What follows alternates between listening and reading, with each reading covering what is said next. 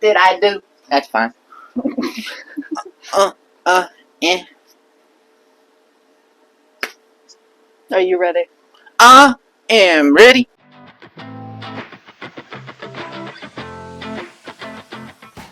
Well, I haven't been here for a while, but I'm doing something different this time. I am interviewing fellow author J.P. Biddlecome.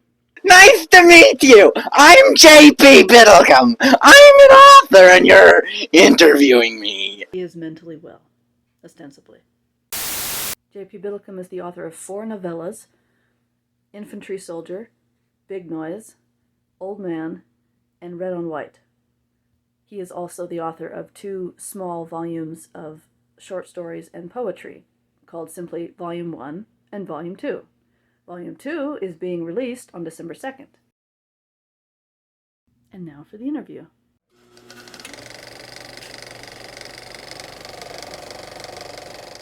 Where do you get the inspiration for your stories?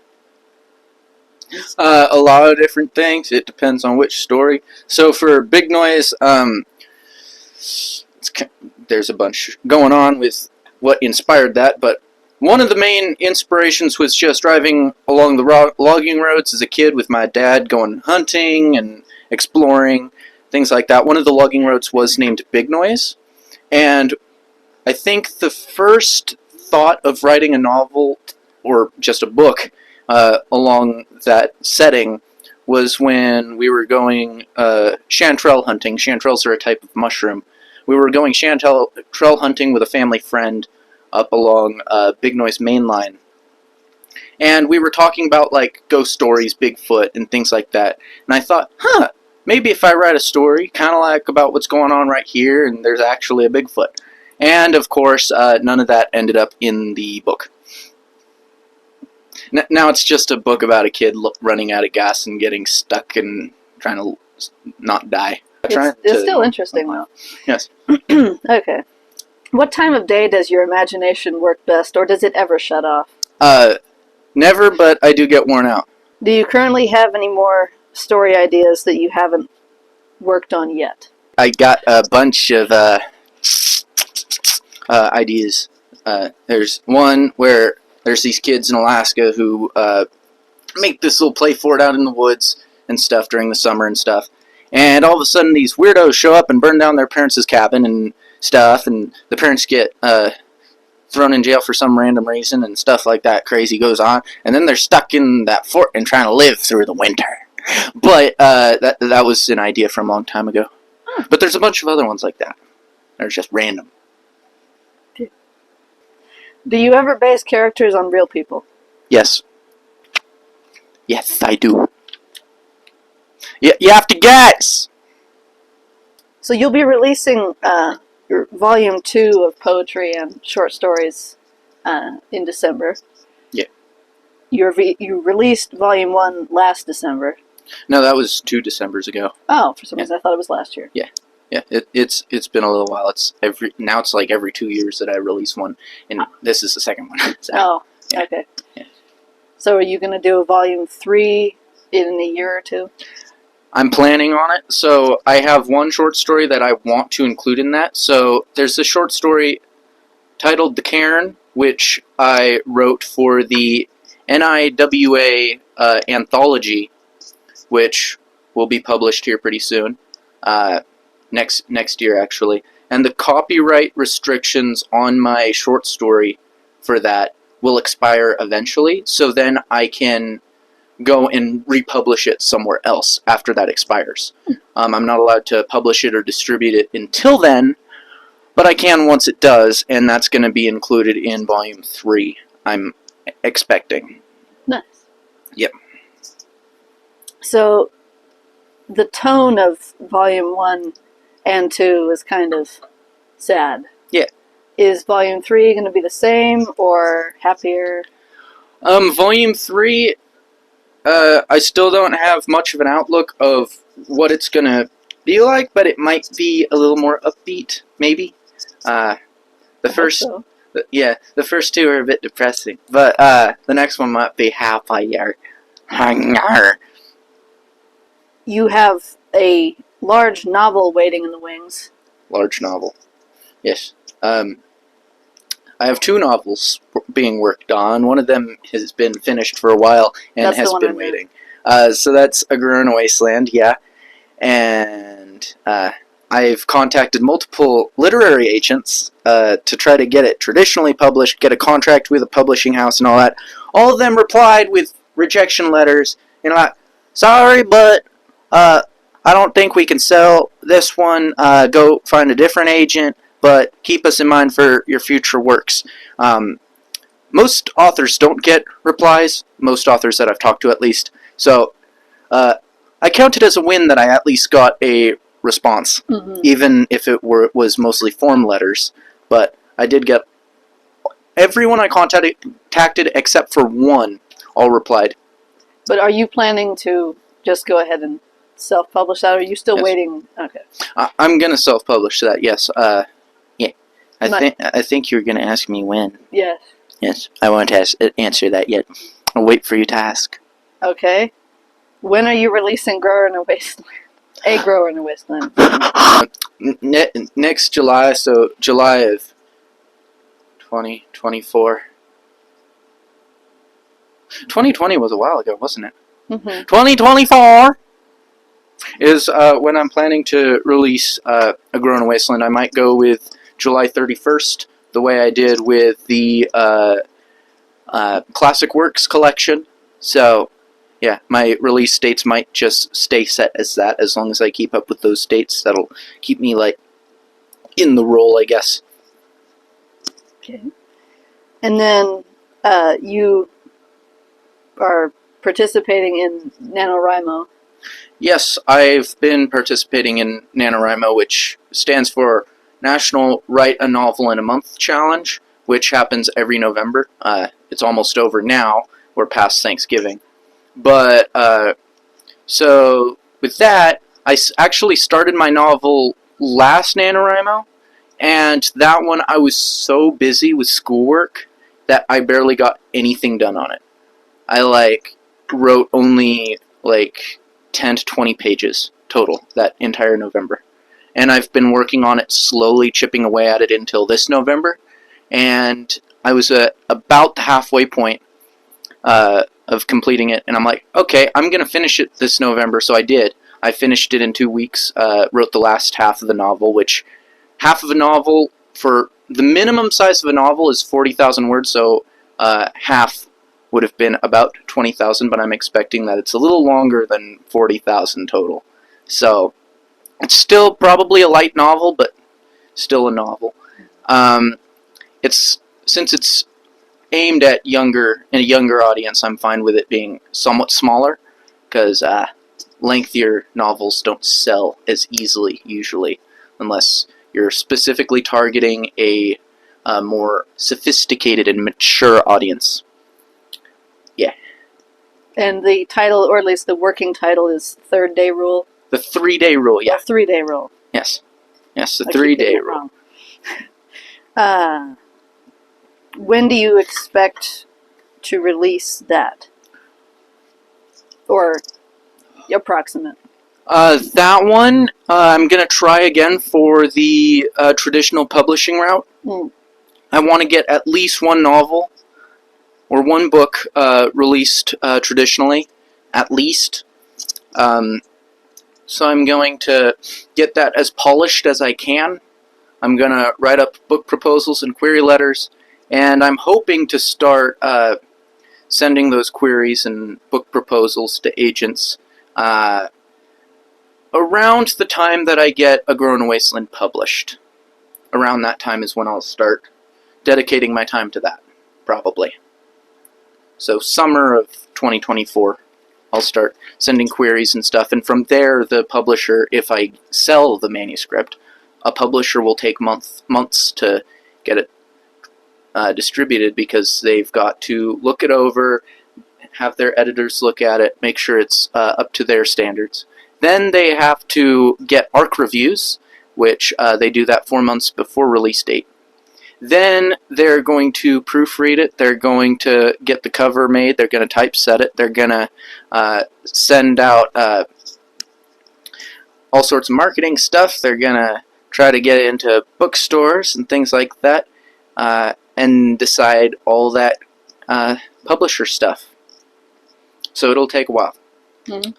And if none of that works out, then I'll have to just self-publish it again, like the other ones. Mm-hmm. The protagonist of 3 Day Rule Yes. is female. Yes. Up till now, all of your protagonists have been males, like yourself. Yeah. What is it like writing a protagonist of the opposite sex? The first thing that I had to do was realize that everybody is different. Everyone, if you strip away just gender in general, everyone is just an individual person. Sexual identity really comes in secondhand. So first I focused on what's she like as a person. So that's what I focused on first. I did practice when writing Red on White with a side character, even though that character wasn't featured for very long. It did give me a chance to try to wrap my head around that part of it, since I'm not female, and men are always like, I can't understand women! So Women do think differently than men, usually. yes, they usually. Not always, but... So thinking about it as everyone's different, you're going to have more tomboyish women who think more like men, who are more like, let's just brute force things and beat things up. Then there's women who are more prissy. But first I focused on that, focused on backstory and things, focused on fears that are mostly woman-related, because generally men are stronger just generally physically, so there are certain fears that women tend to have. Like, in general, men don't tend to be scared of women when they go out on a first date, where a woman might be a little hesitant if the person's a stranger that she met online going on a first date, for instance. There's a little bit of, okay, what if he's stronger than me? What if he can overpower me? What if he's got other friends there who can overpower me? What if they have bad intentions? There's things like that that come into play. I think that fear of the opposite sex is more common in women. So I looked into that and incorporated that to some degree. Of course, there's backstory to back it up of why the main character might be scared of men. So everything that I included in her character, I knew that I had to back up with a backstory. You can't just say, oh, the character is shy. You kind of have to give some reason. There has to be some experience behind it, something that might be causing it, such as maybe there's trauma, maybe it's just they aren't very comfortable because they might have been shunned, or maybe they've just never really been super social in the past. Maybe they're just not used to it. Things like that. So I didn't focus a ton on the gender. I focused more on the person. Then I looked at gender second, added those features that are present more commonly in females, and then I backed those things up with backstory so that they are understandable and not forced. I don't want it to feel like I'm forcing a female stereotype. I want it to be like, okay, it just seems like a person who's a woman who is in this situation. And what made you choose a female protagonist for this story? I'm not sure. It just kind of came into your head that way? First, I was thinking of having a male protagonist, but it didn't seem to fit the story. I wanted to put the reader in the situation where they feel more vulnerable. I wanted them to be in a situation where they were viewing this situation from the eyes of someone who feels extremely vulnerable, such as a girl who is in her mid-teens, who has been through abusive foster care, and ran away from that at the age of 7, and was living homeless after that, and all the struggles of living on the street. So, someone who's had to be tough, to survive, but is also suffering from the traumas of that and is sensitive to certain things and has certain fears that I wanted to subject the reader to, something that some readers might not deal with on a daily basis, but write it in a way that they can sympathize with anyway. So I think that's the reason why the main character over time became female. So we've already talked about what Big Noise is basically about. Big Noise. It doesn't have much to say. It's not an audiobook. Yeah, it's not very noisy. Yeah. Do you want to describe your other books? Oh, sure. So, my first self-published book was Infantry Soldier. It started out as a school assignment for high school. I was homeschooled, so we did special assignments like writing things. As if public schoolers didn't do that. Public schoolers do write things. But I went a little overboard. And so instead of writing a 5-page historical fiction about the Civil War, it quickly became 20 pages before I even submitted it. So I wrote "To be continued," edited it, submitted it, and then wrote the rest of it after, and then yeah. Then there's Old Man. This arose while I was editing Big Noise and Infantry Soldier. I was really just tired of editing. I really wanted to dive into writing another book. I wanted to let my creativity go wild. So I grabbed some paper, put it in a binder. It was just one ream of lined paper. That's all it was. And I was going to fill that ream of lined paper. And I didn't have any idea of where it was going to go. So I just sat there, and then sentence led on to sentence, led on to another sentence, and it kept going until this story unfolded. And pretty soon it became what it is now. And then we've got Red on White, which is my most sophisticated work so far. It's also the biggest one so far. Yeah, it's the same, about the same word count as Hatchet by Gary Paulson. It's about the same print size too. I actually chose this trim size according to the copy of Hatchet that I had growing up.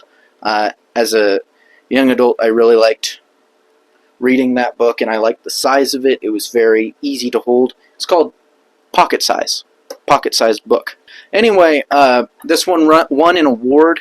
It's a 15-year-old main character gets washed out to sea in a real-life situation that is overdue, and it's the what-if scenario. If that tsunami actually hits the western Oregon coast, and Well, it wouldn't hit the eastern Oregon coast. unless there's one over there, but it's the Pacific, and he gets washed out to sea and is forced to survive. It's also got a female main side character. Towards the end, yeah. Towards the end, the last third of the book. The book is separated into thirds, like some books are. Yeah. On it. Then there's Volume 1, which we kind of already talked about that. That's just short stories and poetry that I've written, and I wanted to let my readers read it.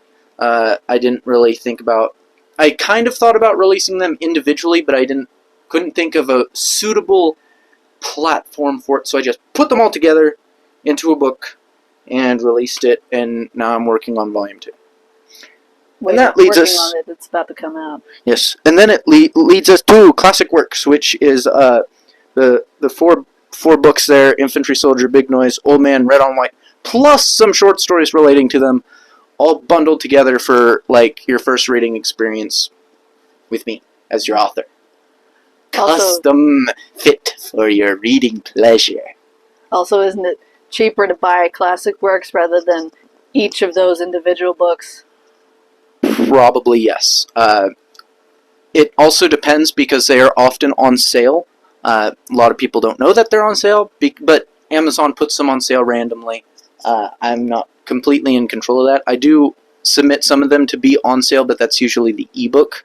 But usually they'll have copies there that they're like, we want to empty our storage a little bit, let's put them on sale. But I still get the same royalty that I always get. They're just trying to clear out inventory. So they're often on sale.